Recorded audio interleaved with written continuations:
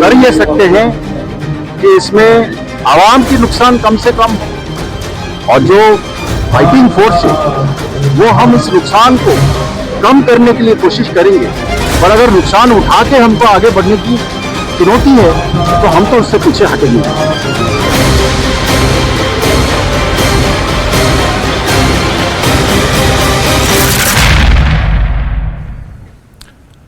नमस्कार, बहुत स्वागत है। मैं हूं आपके साथ अबू हुरैरा और आप देख रहे हैं JKLH प्राइम टाइम। हालिया दिनों जम्मू कश्मीर में आतंकवाद की गतिविधियों में बढ़ोतरी देखी जा रही है और ऐसे में इनकाउंटर्स का सिलसिला भी एक तरह से चल रहा है।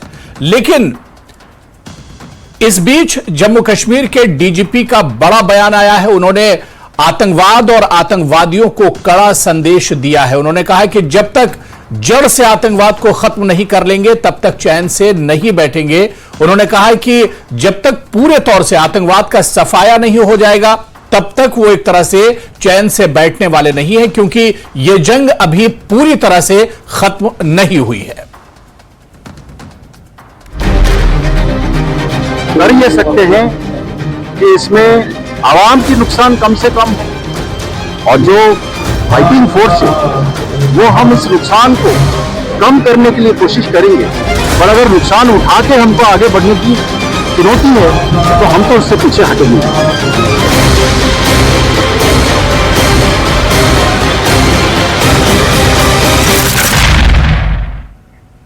तो जम्मू कश्मीर में अब आतंकवादियों की खैर नहीं है। जी हां, जम्मू कश्मीर में सेना और आतंकवादियों के बीच मुठभेड़ एक तरह से हो रही है। इस बीच जम्मू कश्मीर के DGP RR स्वैन ने मुठभेड़ को लेकर बड़ा बयान दिया है। उन्होंने कहा है कि मैंने पहले भी कहा है कि आतंकवादियों के खिलाफ जारी ये जंग पूरी तरह से खत्म नहीं हुई है। उन्होंने कहा कि जंग तभी खत्म होगी जब एक पक्ष ये मान ले कि जंग करने का कोई फायदा नहीं है, खून खराबे के अलावा इसका नतीजा और कुछ नहीं पहुंचेगा। तब तक के लिए हमारी तरफ से जो जंग जारी है वो एक तरह से जारी रहेगी। DGP ने कड़ा संदेश दिया। उन्होंने कहा कि आतंकवाद के खिलाफ जो हमारी जंग है वो पूरी तरह से एक तरह से खत्म नहीं हुई है, और ये जंग जब ही खत्म होगी जब दुश्मन का पूरी तरह से हम सफाया कर दें, या कम से कम दुश्मन ये जान ले, दुश्मन ये मान ले कि इस खून खराबे का कोई फायदा नहीं है और दुश्मन हथियार डाल दे, दुश्मन एक तरह से रास्ते पर लौट आए, तभी ये जंग एक तरह से खत्म होगी। वरना जब तक जड़ से आतंकवाद को हम खत्म नहीं कर देंगे तब तक ये जंग खत्म नहीं होगी। इसी पर आज हम JKLH प्राइम टाइम में चर्चा करेंगे। बहुत खास मेहमान मेरे साथ जुड़ रहे हैं। बहुत जल्दी अपने मेहमानों का भी आपसे इंट्रोडक्शन करा देता हूं। मेरे साथ टीवी स्क्रीन पर डॉक्टर SP वैद साहब हैं, जो कि फॉर्मर DGP हैं जम्मू कश्मीर के। अजय भारती जी मेरे साथ जुड़ चुके हैं, स्पोक्सपर्सन है जम्मू कश्मीर BJP के। एडवोकेट इकबाल ताहिर साहब भी चर्चा में जुड़े हुए हैं, जो स्पोक्सपर्सन है जम्मू कश्मीर PDP से, और कुछ देर में कांग्रेस लीडर भी हमारे साथ इस चर्चा में जुड़ेंगे। सभी मेहमानों का बहुत इस्तकबाल है JKLH प्राइम टाइम में। मैं डॉक्टर SP वैद साहब, जब भी इस तरह के टॉपिक होते हैं तो हम आपको इनवाइट करते हैं इसे समझने के लिए, क्योंकि जम्मू कश्मीर के हालात को और खासतौर से कश्मीर में जो आतंकवाद है, आतंकवाद से कश्मीर जूझ रहा है, इसे आप बहुत अच्छी तरह से, एक तरह से नजदीक से आपने देखा है। अब मौजूदा जो DGP हैं उनका बयान आया है कि यह जंग अभी एक तरह से खत्म नहीं हुई है, आतंकवाद कम हुआ है, आतंकवादी जो गतिविधियां हैं वो एक तरह से कम हुई है, लेकिन पूरी तरह से खत्म नहीं हुआ। और जब तक इसे हम जड़ से खत्म नहीं कर देंगे, एक एक आतंकवादी को जब तक हम कैफरे किरदार तक नहीं पहुंचा देंगे तब तक हम चैन से बैठने वाले नहीं, तब तक ये जंग एक तरह से जारी रहेगी। डॉक्टर वैद साहब। अबू जी, सबसे पहले तो आपका शुक्रिया मुझे बुलाने के लिए, और आपके थ्रू सभी दर्शकों को मेरा नमस्कार। देखिए, ऐसा है जो प्रेजेंट DGP RR स्वैन साहब ने कहा वो बिल्कुल सही है। जो भारत में, खासकर हमारे जम्मू कश्मीर में, जो पाकिस्तान ने एक कोवर्ट वॉर लॉन्च की है, और इससे हम बहुत सालों से जूझ रहे हैं, और कोई भी पुलिस, स्टेट पुलिस हो या सेंट्रल एजेंसीज हो या इंडियन आर्मी हो, हम इसमें इकट्ठे इस जंग का मुकाबला कर रहे हैं, और हम अपने लोगों को मरने के लिए नहीं छोड़ सकते। बिल्कुल। बहुत हद तक इस कंट्रोल आया है। बहुत सारे जो अगर आप पैरामीटर्स देखें बहुत कमी आई है, लेकिन पूरी तरह से टेररिज्म खत्म नहीं हुआ है। अभी भी आपने देखा किस तरह रजौरी पुंछ में इंसिडेंट हुआ और उसमें हमारे सीनियर फौज के अफसर हलाक हुए, शहीद हुए। इसी तरह आपने कुकरनाग एनकाउंटर में देखा किस तरह से नुकसान हुआ। तो अभी भी बहुत जगह पर ऐसे हादसे हो रहे हैं। टेररिज्म पूरी तरह से खत्म नहीं हुआ, लेकिन जे.एंड.के पुलिस और सिक्योरिटी फोर्सेस और आर्मी तब तक चैन का सांस नहीं लेंगे जब तक इसको पूरी तरह से जड़ से नहीं उखाड़ेंगे। हम अपने, आप देखिए जम्मू कश्मीर में, खासकर कश्मीर वैली में शायद कोई घर बचा होगा जहां किसी की मौत ना हुई हो, किसी को जख्मी ना हुआ हो, किसी ने अपना ना खोया हो। तो हम ये लोगों को पाकिस्तान की रहमो करम पर नहीं छोड़ सकते, और वो उसको कोई हमदर्दी नहीं है हमारे लोगों के साथ, हमारे खासकर जम्मू कश्मीर के लोगों के साथ। और भारत में तो आए दिन आप देखते रहते हैं, मुंबई में सीरियल ब्लास्ट कभी हो रहे हैं, कभी आप देखिए वहां अयोध्या में हो रहा है, कभी दिल्ली में ट्रांसिस्टर बसेस में ट्रांसिस्ट बम पड़ते हैं, सीरियल ब्लास्ट। आप पिछले 30 सालों का रिकॉर्ड देखिए किस तरह से हमारी पार्लियामेंट पे अटैक हुआ, मुंबई अटैक हुआ। कल ही एनिवर्सरी थी मुंबई अटैक की जिसमें 150-200 लोग मारे गए। तो ये पाकिस्तान ने जो जंग छेड़ी है इसका मुंह तोड़ जवाब देना बहुत जरूरी है, और इसमें जे.एंड.के पुलिस के साथ सभी एजेंसियां मिलकर इसको हम कामयाब होने नहीं देंगे। और हम अपने लोगों की हिफाजत के लिए, हमारी जान भी जाएगी, लेकिन हम अपने लोगों को पाकिस्तान के रहमो करम पर नहीं छोड़ सकते। नहीं, बिल्कुल डीजीपी का बहुत बड़ा बयान था, जितनी भी सराहना की जाए वो एक तरह से कम है। और जम्मू कश्मीर पुलिस का बहुत अहम किरदार है इसमें। इसे तो जाहिर सी बात है कि दुनिया भी एक तरह से देख रही है कि जिस तरह के और जिस तरह के हालात में जम्मू कश्मीर पुलिस ने अपना किरदार एक तरह से अदा किया है। मैं एडवोकेट इकबाल ताहिर साहब आपके पास आना चाहूंगा। इकबाल ताहिर साहब, पुलिस तैयार है, फौज हमारी एक तरह से बॉर्डर पर डटी रहती है, हमारे जो जवान हैं वो बॉर्डर पर एक तरह से डटे रहते हैं, लेकिन क्या लगता है कि कमी आखिर कहां पर रह जाती है? डीजीपी साहब का जो बयान आया वो बहुत हौसले वाला है। उन्होंने कहा है कि जब तक हम जड़ से उखाड़ नहीं देंगे आतंकवाद को तब तक हम डटे रहेंगे, और अगर इसमें हमारा नुकसान भी होता है आतंकवाद को खत्म करने के लिए तब भी हम पीछे नहीं हटेंगे। अबू हुरैरा साहब, आप को जो हमारे को पैनलिस्ट हैं सबको मेरा सलाम और आदाब। देखिए, एक अंदाजे के मुताबिक जम्मू कश्मीर में करीबन 5 से 7 लाख सिक्योरिटी फोर्सेस यहाँ पे मुकीम हैं। और आप देखिए किसी भी शहर, किसी भी गांव में आप जाइए, चारों तरफ से कंटेनमेंट्स बने हुए हैं, पिकेट्स बने हुए हैं, बैंकर्स बने हुए हैं। गोया कि सारा जम्मू कश्मीर एक छावनी में तब्दील हो चुका है। लेकिन अफसोस की बात यह है, इतने जबरदस्त सिक्योरिटी प्रेजेंस के बावजूद जो जम्मू कश्मीर में अभी मिलिटेंसी है वो खत्म नहीं हुई है, और जून की तो अभी वैसे ही प्रिवेल कर रही है। अभी भी सिविलियन पहले के मुकाबले में कमी तो आई है। सिविलियन किलिंग से देखिए, कमी आना एक बात है, अभी खत्म नहीं। सिविलियन किलिंग्स अभी भी हो रही है, बल्कि कुछ ऐसे इलाके जहां पे पहले मिलिटेंसी थी ही नहीं वहां पे भी मिलिटेंसी अब देख, खासकर राजौरी पुंछ का इलाका, राइट। तो सवाल अब ये है कि क्या खाली इस इशू को सिक्योरिटी पर्सपेक्टिव से देखकर टैकल करके हम इस मिलिटेंसी की जो वबा है इसको रिजॉल्व कर पाएंगे कि नहीं कर पाएंगे? आप देखिए, जो सिक्योरिटी एनालिस्ट हैं और हमारा भी ये मानना है कि जो अफवाज हैं उन्होंने बहुत अच्छा काम किया है, और उन्होंने इसको एक ऐसे स्टेज पे लाया है जहां पे अब एक पॉलिटिकल इनिशिएटिव की जरूरत है, एक कॉन्फिडेंस बिल्डिंग मेजर्स की जरूरत है। जो सरकार है उसको सामने आना है और एक ऐसा माहौल क्रिएट करना है जहां से जो यहाँ पे एक सिक्योरिटी सिनेरियो क्रिएट हुआ है हमारी अफवाज की वजह से, जो उन्होंने कुर्बानियां दी हैं, उसको एक नेक्स्ट लेवल पे ले जाना है।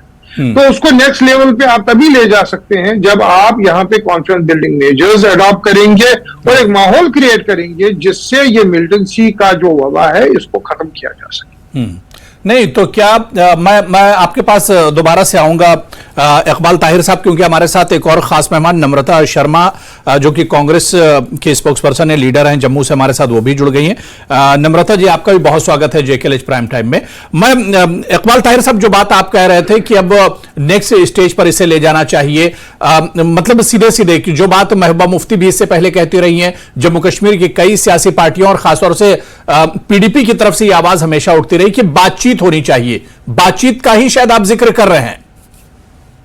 जी, मेरा इसमें ये मानना है कि नम्रता जी, मैं आ रहा हूं, मेरा सवाल इकबाल साहब से है, इकबाल ताहिर साहब से। जी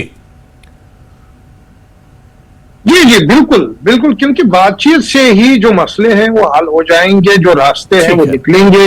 आप देखिए, जब 2002 का जब एक टाइम था, ये सारे जम्मू कश्मीर में एक खुशगवार माहौल क्रिएट हुआ था। उस वक्त की जो सरकार थी हमारी, हमने कोशिश की थी कि एक बातचीत का माहौल क्रिएट हो, एक ऐसा माहौल क्रिएट हो जहां पे लोग अपनी डिफरेंसेस के बावजूद भी एक प्लेटफॉर्म में आ सके और अपनी बात कह सके। मैं यही समझना चाह रहा था कि आप जो बात कह रहे हैं कि बातचीत होनी चाहिए, महबूबा मुफ्ती भी कई बार कह चुके हैं, पीडीपी की तरफ से इस तरह की आवाज उठी। मैं नम्रता शर्मा जी, जो बात आज डीजीपी साहब ने कही, उन्होंने कहा कि आतंकवाद को हम जड़ से उखाड़ फेंकेंगे और चाहे इसमें जानी नुकसान भी होता है और इसको खत्म करने के लिए तब भी हम पीछे नहीं हटेंगे। और हमेशा से हमने देखा है कि जम्मू कश्मीर पुलिस कभी इसमें पीछे नहीं हटी है आतंकवाद को खत्म करने को लेकर, या हमारे फौजी जो जवान है, आर्मी जवान है, वो भी कभी इससे पीछे नहीं हटे हैं। लेकिन जो बात यहां पर पीडीपी की तरफ से कही जा रही है, एडवोकेट इकबाल ताहिर साहब ने कहा कि इसको खत्म करने के लिए पुलिस और फौज तो अपना काम कर रही है, लेकिन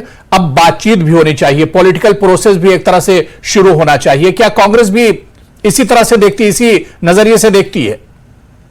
सबसे पहले तो मैं ये कहना चाहती हूँ कि मैं सराहना करती हूँ डीजीपी साहब की, जिन्होंने कहा कि पुलिस फोर्स और सिक्योरिटी फोर्सेस कभी भी, और मुझे लगता है कि पिछले 30 वर्षों से, 3 दशकों से जो हमने देखा है जम्मू कश्मीर में, सिक्योरिटी फोर्सेस ने बहुत ही सराहनीय काम किए हैं, बहुत सारे बलिदान हुए हैं फौजियों के और पुलिस ऑफिसर्स के, बहुत सारी फैमिलियों ने अपनी बच्चे गंवाए हैं और कुर्बानियां दी गई हैं यहाँ पे।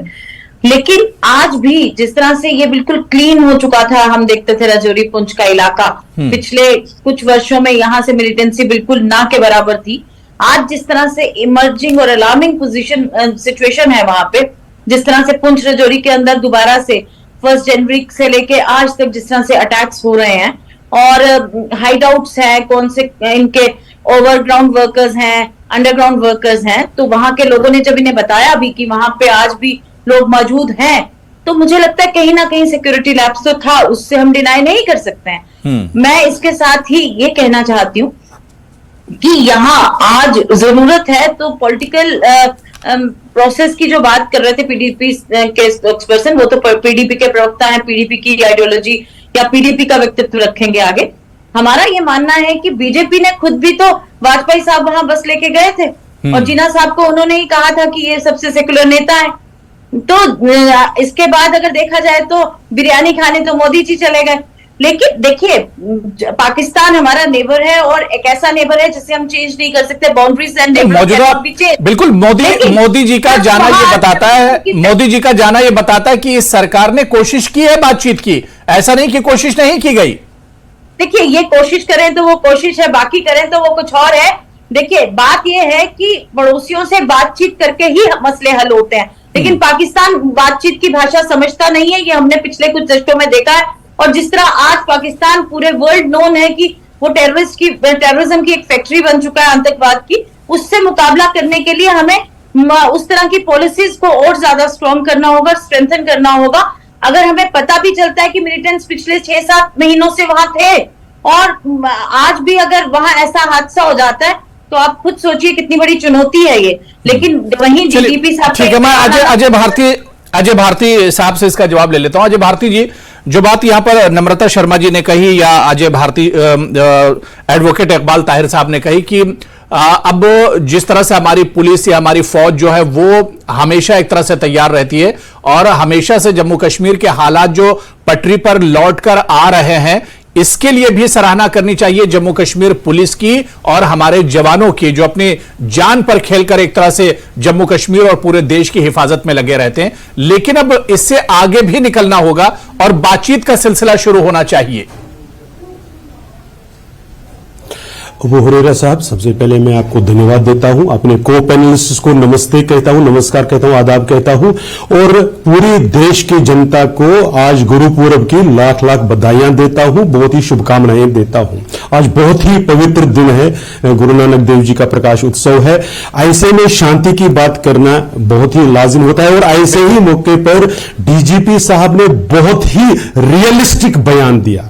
वो कोई ऐसी बात उन्होंने नहीं की कि जिसमें से कुछ छुपाया हो। उन्होंने, अगर उस स्टेटमेंट को हम देखें, 2-3 हिस्सों में हम देख सकते हैं।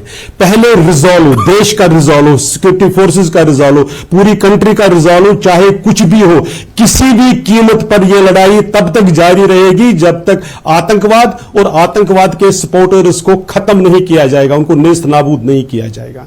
एक हिस्सा। दूसरा हिस्सा उन्होंने कहा कि हमें मालूम है कि जो हमारा एडवर्सरी है, दुश्मन है, वो सुधरने वाला नहीं है, इसलिए वो नुकसान पहुंचाने की कोशिश करता रहेगा, लेकिन वो पिन प्रिक से ज्यादा आगे नहीं कर सकता कुछ।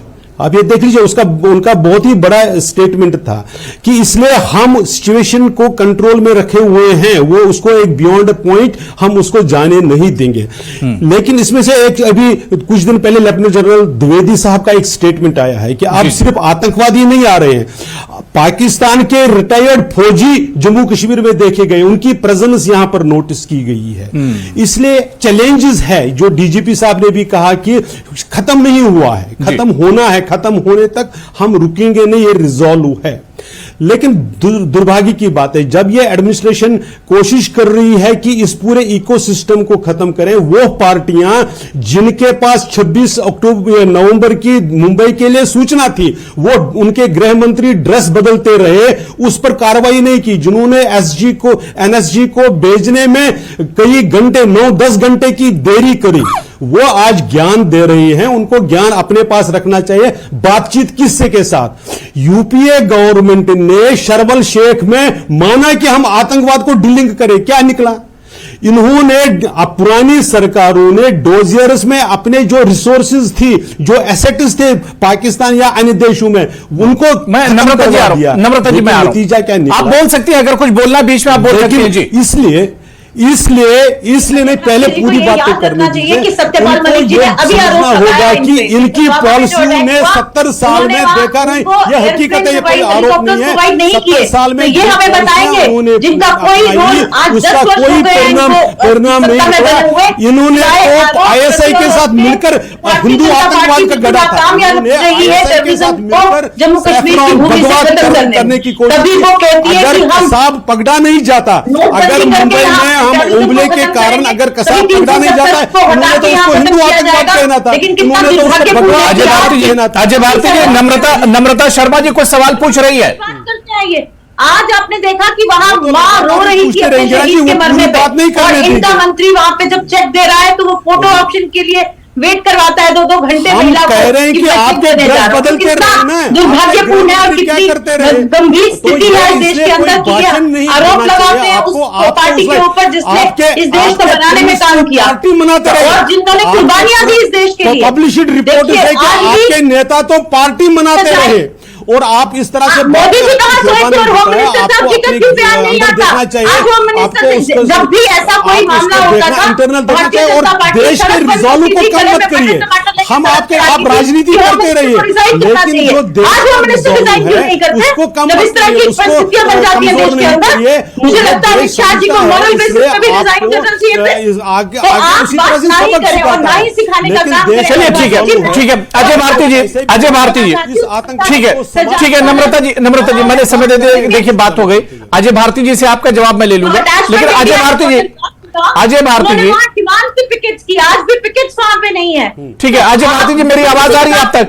बना दिया कि विलेज डिफेंस गार्ड्स बना दिया। जी अजय भारती जी, जो बात यहाँ पर इकबाल ताहिर ने कही थी कि बातचीत का प्रोसेस भी शुरू होना चाहिए, क्या आपको लगता है कि गोली बोली दोनों साथ में चलनी चाहिए? नहीं, किन के साथ नहीं, इकबाल ताहिर के जवाब देंगे, किसके साथ बातचीत होनी चाहिए? जी बोल सकते हैं इकबाल ताहिर में। देश के अंदर जो हम देखिए, हमारे अपने लोग हैं जहां उनके तक- साथ तो कोई प्रॉब्लम नहीं है बातचीत करने में। जो देश के अंदर है, जो जम्मू कश्मीर के अंदर है, उनके साथ बातचीत में कभी प्रॉब्लम, लेकिन पाकिस्तान के साथ जो हर दिन आतंकवादी ही नहीं अपने पुराने रिटायर्ड फौजियों को भेज रहा है, उनके साथ बंदूक कनपट्टी पर रखकर बात करेंगे क्या? वॉर एंड टॉक किनके साथ बात करना चाहते हैं? भारती ये जी, बताइए। आपको याद होगा 2019 में जब पुलवामा की ट्रेजेडी हुई, वो आपकी हुकूमत में हुई,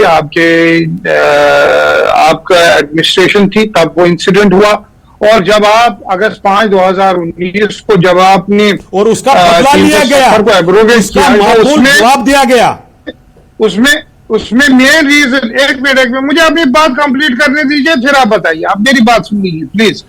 जो अगस्त 2019 के टाइम पे आपने ये क्लेम किया था कि जब यहाँ पे 370 हट जाएगा, उसके बाद टेररिज्म का नाम निशान नहीं रहेगा और मिलिटेंसी खत्म होगी। लेकिन अभी भी मिलिटेंसी वैसी की वैसी है, अभी भी हमारे फौजी जवान मारे जा रहे हैं, अभी हमारी सिविलियन किलिंग्स हो रही है। और ऐसे इसलिए डीजीपी साहब ने अमन कायम हुआ, मैं उसने कहा कि वो रियलिस्टिक स्टेटमेंट डीजीपी साहब ने दिया कि जब पाकिस्तान इसको कंटिन्यू अपने फौजी भेज रहा है, ताहिर साहब आप समझ लीजिए, पाकिस्तान फौजियों को भेज रहा है, उससे आप जिम्मेदारी लीजिए ना। आप ये बता दीजिए कि रिक्रूटमेंट हम नाकाम हुए हैं, इंफ्रास्ट्रक्चर खत्म हुआ कि नहीं हुआ? आप ये बता दीजिए कि जो पहले आप वो एडमिट कीजिए, घटनाओं में आप ये अपनी रिस्पॉन्सिबिलिटी से बात क्यों रहे हैं? पहले आप एडमिट कीजिए। दूसरा सवाल ये है, आप बात नहीं जो पार्टी अभी प्रेजेंट डिस्पेंसेशन है वो एंटी काउंसिल पर हुआ है। चलिए वन बाय वन एक एक करके देखिए, एक एक करके, फिर आवाज बात समझ में नहीं आएगी, बात समझ में नहीं आएगी, फिर हमारा सिर्फ टाइम बर्बाद होगा। इकबाल ताहिर जी जल्दी से बात रख लीजिए। उसका जवाब देना चाहता हूँ। इस इशू का एक एक्सटर्नल डायमेंशन है और एक इंटरनल डायमेंशन। जी, इंटरनली भी ये लोग बात नहीं कर रहे हैं, लोगों को जेलों में डाल रहे हैं, पॉलिटिकल प्रिजनर्स ऐसा को नहीं है, बंद कर किसके रखा साथ है, नहीं बात कर चारों रहे? तरफ से इंटरनली ये गलत बात है। बात करने की इंटरनली आजादी नहीं हर है, एक तो के ये लिए क्या दरवाजे अपने खुले लोगों से हैं, बात करेंगे। उन ये तो पार्टियों पहले के अपने साथ भी लोगों से नहीं बात किए कर रहे हैं जो कहते हैं कि यहाँ पर तिरंगे को कंधा देने वाला नहीं है, उनके साथ भी बातचीत करिए। देखिए, बातचीत उन्हीं से की जाती है जिनके साथ कोई तजाद हो, जिनके साथ कोई डिस्प्यूट हो। कौन से एथिक्स और मॉरल्स की बात करते हैं? 2014 में आप सब भूल गए। इकबाल ताहिर जी, नम्रता शर्मा जी, अब आप अपनी बात रख लीजिए, उसके बाद अजय भारती जी जवाब दे देंगे। इकबाल ताहिर की बात हो गई, मैं अजय भारती जी उसका जवाब देंगे। नम्रता जी जल्दी से बात पूरी कर लीजिए। 2014 से आज आपकी कैसी सरकार चल परिस्थितियां रही हैं है, इसके अंदर अभी मिलिटेंसी वैसी की वैसी है, अंदर पार्टी को उससे प्रश्न पूछा जाए खत्म तो वो हुई है। तिलमिला जाते हैं, वो कहते हैं किलिंग हमसे सभी प्रश्न भी हो ना रही है। कीजिए। क्यों हमारे आज अगर भी सिक्योरिटी मारे जा रहे हैं? इतना बड़ा लाभ ये करता है, कहना कि इतने बड़े security अलार्मिंग lapses है, सिचुएशन आप है, अपनी जब सबको पता है कि responsibility अंडरग्राउंड कीजिए। वर्कर्स है वहां पे, और फिर इस तरह की परिस्थितियां बन जाती है। और जम्मू जिले के अंदर जहां नामो निशान मिट चुका था टेररिज्म का, वहां फिर से टेररिज्म दोबारा से आ जाता है, कम बैक होता है उसका। तो जब प्रश्न पूछे जाते हैं तो तिलमिला जाते हैं और फिर सिर्फ आरोप प्रत्यारोप लगाते हैं। आप बताइए, आपने क्या इसके अंदर किया? कैसे आ गया पुंछरचोरी के अंदर? क्यों उधमपुर के बस के अंदर अटैक्स हो जाते हैं? आज भी वहां पे वो स्टिकर बॉम्ब्स पकड़े गए, कठुआ के अंदर अजय भारती जल्दी से जवाब दीजिए, फिर मैं डॉक्टर वैद सब वेट कर रहे हैं, मैं उनसे सीधे सी बात है। टेररिज्म की घटनाएं जिस प्रकार से डीजीपी साहब ने बताया, टेररिज्म खत्म नहीं हुआ है, वो लड़ाई जारी है। इसलिए अगर कोई टेररिस्ट एक्टिविटी हो रही है उसका माकूल जवाब दिया जा रहा है और उसकी कॉस्ट बढ़ाने की कोशिश हो रही है, इस तरह से ये हो रहा है। लेकिन जिस प्रकार से अपोजिशन, खासकर कांग्रेस पार्टी, इसको सिक्योरिटी लैप्स करके फौजियों को, हमारी सिक्योरिटी फोर्सेस को मनोबल ट्रेन को नहीं, सिक्योरिटी फोर्सेस।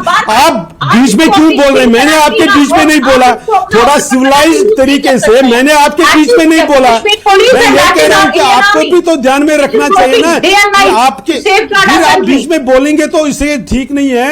आप अपने रिकॉर्ड देख लीजिए, फिर हम कहते हैं आप इसको तिलमिलाना कहते हैं, ये आपको याद दिलाना कहते हैं। आपके तो इतिहास वैसा, आपका इतिहास वैसा है, आपने हमेशा भारत के एडवर्सरीज की मदद करी है। आप आज भी चीन के साथ जो आपने एमओयू साइन किया उसका बता नहीं रहे। आपने जो 2008 में चाइना के साथ एमओयू गया उसकी तो डिटेल बता दीजिए ना क्योंकि आप चाइना का इसका रोल है। ठीक है, उसमें ठीक है आप अजय भारती, अपने देखिए मैंने जिम्मेदारी से समझ भाग दिया रहे दोनों हैं। लोगों को। मैं डॉक्टर एसपी वैद साहब, डॉक्टर एसपी वैद साहब, इसलिए नहीं ठीक है, आप नम्रता अपने जी बात बारे हो गई, में मैंने बता देखिए समय दे दिया है, MOU क्या दोनों लोगों को टाइम दे दिया है, मैंने टाइम दे दिया, आप लोग की बात हो गई। एसपी वैद साहब से मैं इसे समझ लेता हूं। डॉक्टर एसपी वैद जी, सर क्योंकि यह था कि 370 अगर खत्म होगा, 370 आतंकवाद के लिए बहुत बड़ी, इसे 370 के होते हुए आतंकवाद से नहीं लड़ा जा रहा था और ये गवर्नमेंट कह रही थी कि 370 हम हटाएंगे और आतंकवाद खत्म हो जाएगा। 4 साल हो गए 370 खत्म होते हुए, आतंकवाद खत्म नहीं हुआ, बल्कि जिस तरह से अपोजिशन इल्जाम लगाता है कि आतंकवाद नई जगहों पर पहुंच गया, राजौरी, पुंछ, जम्मू के इलाकों में भी अब आतंकवाद बढ़ गया, तो सर इसे किस तरह से देखा जाए? क्या जो दुश्मन है वो भी अपनी स्ट्रेटेजी लगातार बदल रहा है? ऐसा है, 370 एक पॉलिटिकल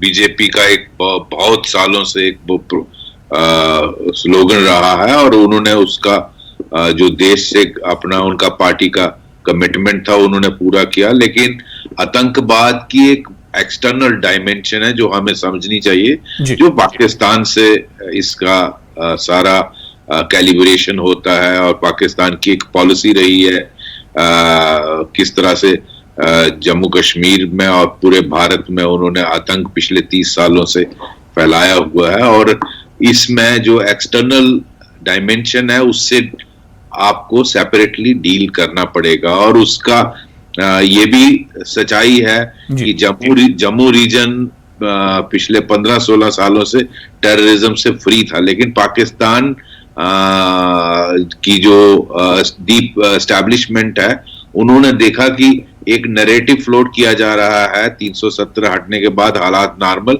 और इसमें कोई शक नहीं कश्मीर वैली में हर पैरामीटर से टेररिज्म की कमी आई थी, इन्फिल्ट्रेशन हो, रिक्रूटमेंट हो, पत्थरबाजी हो, सेपरेटिस्ट पॉलिटिक्स हो, हर चीज में नंबर ऑफ इंसिडेंट्स में सिक्योरिटी फोर्सेस में सिविलियन किलिंग में फर्क आया। लेकिन वहां से उन्होंने अपनी स्ट्रेटेजी बदलते रहे। आपको याद होगा आईएसआई चीफ ने सितंबर 2021 में मीटिंग की, उसके बाद टारगेटेड किलिंग शुरू हुई। जब कार्डर्स खत्म हो गए ऑपरेशन ऑल आउट के बाद, हथियार कम हो गए, उसके बाद उन्होंने पिस्टल और रिवॉल्वर से दो लड़कों को भेज के कभी लेबर को टारगेट किया, कभी पॉलिटिकल वर्कर्स को, कभी कश्मीरी पंडित माइनॉरिटी को, कभी पंचायत के मेंबर्स को, लेबरर्स को और रेडी वालों आउटसाइडर्स को उनको टारगेट किया। उस पर जब पुलिस और सिक्योरिटी फोर्सेस ने 6-8 महीने में या 1 साल में उसको रोकने में कामयाबी मिली, तो ये रजौरी पुंछ की डायमेंशन पिछले 1-1.5 साल से आप देख रहे हैं किस तरह से रजौरी पुंछ में उन्होंने इन्फिल्ट्रेट किए हैं 15-20 लोगों को, और वो उनका 1-2-3 मकसद है इस इलाके को डिस्टर्ब करने की। एक जम्मू रीजन का जो पीस था उसको डिस्टर्ब किया, इस नैरेटिव को खत्म किया कि ये हालात बिल्कुल नॉर्मल है, इसको काउंटर करने की कोशिश की जा रही है। वीडीसीज आपने देखा वहां रजौरी में सिविलियंस और वीडीसीज को किलिंग किया, लोगों में, आम लोगों में एक दहशत पैदा की, और वहां छुपने की बहुत सारी जगह है, जंगल है, पहाड़ी इलाका है, और जब सिक्योरिटी फोर्सेस पे ऑपरेट करती हैं तो ये उनकी अपनी किलिंग होती है। तो ये जो जंगल वारफेयर वाला टैक्टिक्स है, ये मुझे लगता है नई डायमेंशन है। वही उन्होंने कुकरनाग में किया, वही रजौरी पुंछ में वो कर रहे हैं। बिल्कुल इकबाल साहब, बहुत 10 सेकंड आपको दे रहा हूं, टाइम हो चुका है, कुछ कहना चाह रहे हैं जी? देखिए, जो हमारा डिफेंस बजट है वो करीबन 5,25,000 करोड़ का बजट है, जो करीबन 2.442% हमारे जीडीपी का है। एक तरफ से सरकार बात कर रही है कि हमें इंडिया को सुपर पावर बनाना है, और दूसरी तरफ से हमारा डिफेंस एक्सपेंडिचर आप देखिए कितना बढ़ रहा है, बल्कि पिछले सालों में से ये करीबन 10% का राइज हुआ है। अगर यही पैसा हम अपने लोगों की डेवलपमेंट के लिए, हेल्थ के लिए, ये तो एक देखिए एक बड़ा मौजू है इकबाल साहब, इस पर किसी और मौके से हम बात करेंगे क्योंकि मेरे पास वक्त नहीं बचा है। फिर किसी मौके पर डॉक्टर एसपी वैद साहब होंगे और पैनलिस्ट हमारे साथ होंगे, तो इस पूरे इशू को हम समझने की कोशिश करेंगे, क्योंकि अभी हमारे पास वक्त नहीं बचा और हम उम्मीद करते हैं कि डीजीपी साहब का जो बयान है इससे काफी हौसला मिलता है और बहुत जल्द दहशतगर्दी को और दहशतगर्दों के जो आका है उन्हें जड़ से उखाड़ फेंका जाएगा और सिरे से इसका एक तरह से सफाया होगा। बहुत बहुत शुक्रिया हमारे साथ जोड़ने के लिए एडवोकेट इकबाल ताहिर साहब, डॉक्टर एसपी वैद साहब, अजय भारती जी और नम्रता शर्मा जी, सभी का बहुत बहुत शुक्रिया। तो चलिए जेके प्राइम टाइम में आज फिलहाल इतना ही। कल फिर किसी बड़े इशू के साथ हाजिर होंगे। जब तक के लिए नमस्कार।